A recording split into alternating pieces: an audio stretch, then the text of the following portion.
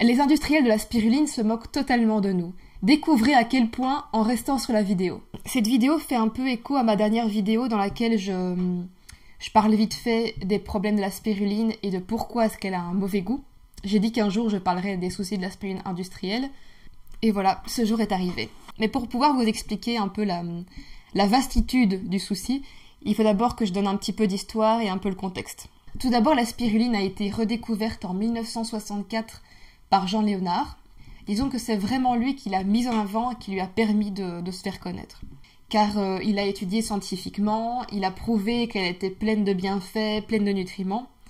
Et c'est à partir de ces recherches que l'histoire de la spiruline a vraiment démarré. Dans nos pays du moins, parce qu'elle était déjà cultivée depuis très longtemps dans les pays au niveau de l'équateur. Suite à cette découverte, cela a vraiment retourné le monde scientifique.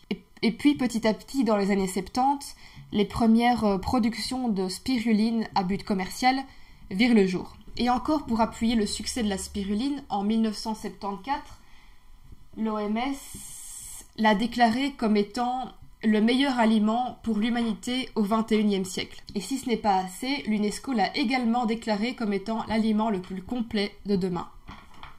Après tout ça, s'en est suivi un grand mouvement humanitaire pour aider les pays en voie de développement, particulièrement en Afrique et en Asie, pour aider les personnes dénutries. Et encore de nos jours, la spiruline sauve des milliers de vies chaque année. Après l'élan humanitaire, les gens de l'Occident, dans les pays développés, désiraient également profiter des bienfaits de la spiruline. Alors a commencé une énorme course à la commercialisation, à la production, particulièrement en Asie et plus précisément en Chine. Et c'est là que les problèmes commencent. Le premier souci est les cultures. Il faut savoir que 50% de la spiruline produite mondialement vient de Chine. Dans ma dernière vidéo, j'ai expliqué que seulement 2% venaient de France. Et la grande majorité de la production chinoise proviennent du lac Qinghai dans la province de Yunnan. Donc vous l'avez bien compris, la spiruline pousse à même le lac. Sauf que le lac Qinghai, c'est un lac gigantesque entouré de plusieurs villes, également entouré de champs de monoculture. Et la Chine est bien sûr connue comme étant un pays exempt de toute pollution. Et là, je pense que n'importe quelle production venant de ce lac serait polluée sur plusieurs générations. Le souci, c'est que c'est une production de spiruline. Et la spiruline a une grande qualité qui peut parfois s'avérer être un défaut.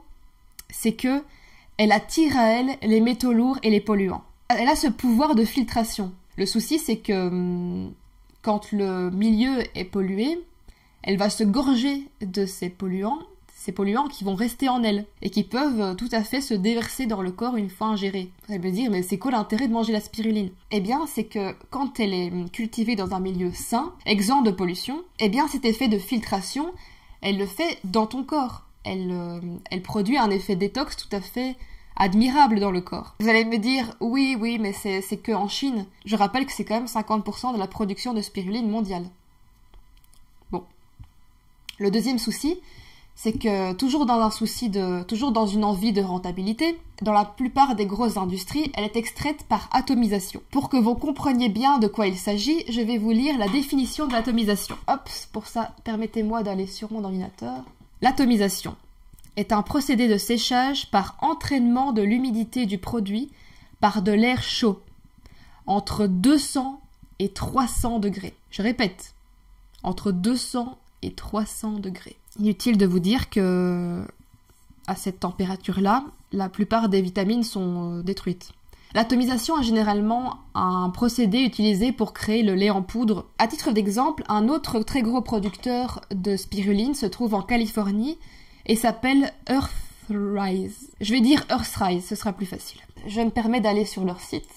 Alors, ils disent directement sur leur site la manière dont ils sèchent leur spiruline. De manière un peu plus simple, l'atomisation, en gros, la spiruline va être projetée en l'air et chauffée à ce moment-là, et elle va retomber en poudre. Bon, il faut savoir que le site a été automatiquement traduit par Google, donc il y a quelques erreurs d'orthographe. Pour prendre uniquement la partie qui nous intéresse, un filtre final épaissit la spiruline du yaourt vert à la pâte verte. Elle contient encore 80% d'eau à l'intérieur des cellules et doit être déshydratée immédiatement. Et puis, séchage rapide préserve les nutriments. Des gouttelettes de spiruline sont pulvérisées dans la chambre de séchage pour évaporer instantanément l'eau. Donc vous imaginez, la spiruline fraîche contient encore 80% d'eau, donc la grande majorité c'est que de l'eau, et la température est tellement élevée que toute l'eau se vaporise en un instant. C'est pour vous imaginer un peu l'agressivité du traitement. Donc voilà, la poudre sèche est exposée à une chaleur pendant plusieurs secondes lorsqu'elle tombe au fond.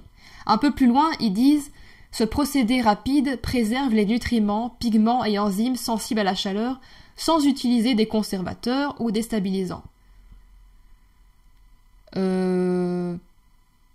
Il faut pas avoir fait 10 ans de médecine pour savoir que les vitamines sont extrêmement fragiles à la chaleur. Et là, elles sont exposées à des chaleurs montant à 300 degrés. Et là, ils te disent « Non, tout va bien, tous les nutriments sont là, il n'y a pas de souci. » Waouh, les mecs, vous avez inventé la chaleur qui brûle pas.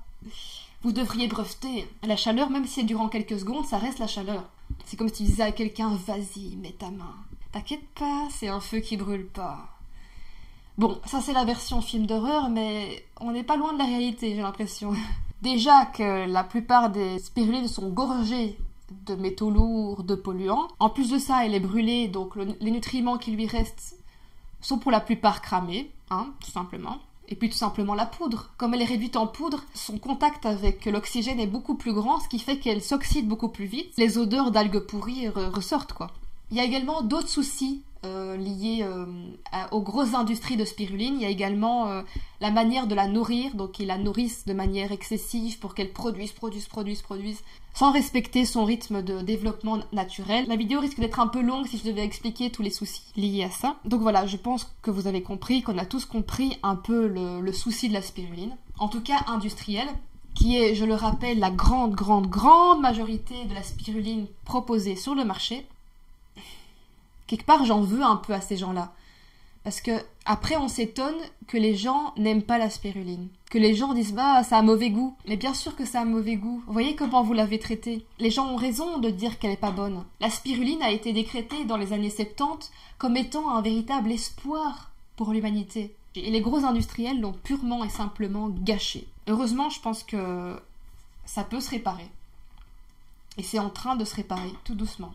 Le potentiel de la spiruline peut être restauré. Donc voilà, je vous ai fait un petit état des lieux de la spiruline et je vous rassure, il y a des solutions.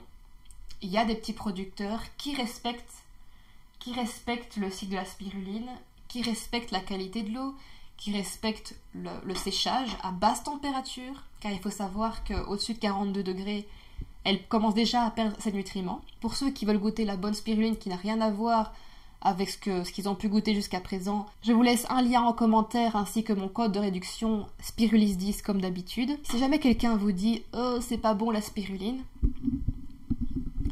il faut savoir que la vraie spiruline n'a pas du tout ce goût-là. La vraie spiruline a un goût légèrement marin, qui se rapproche un peu de la levure de bière, légèrement salée, très douce en goût, pas de mauvaise odeur d'algues pourries. D'ailleurs, pour ceux qui se posent la question « Comment est-ce qu'on sait si la spiruline est bonne ou mauvaise ?»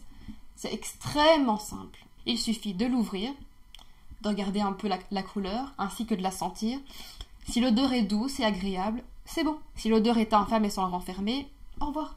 Pour conclure cette vidéo, si jamais quelqu'un vous dit encore que la spiruline est dégoûtante, montrez-lui cette vidéo.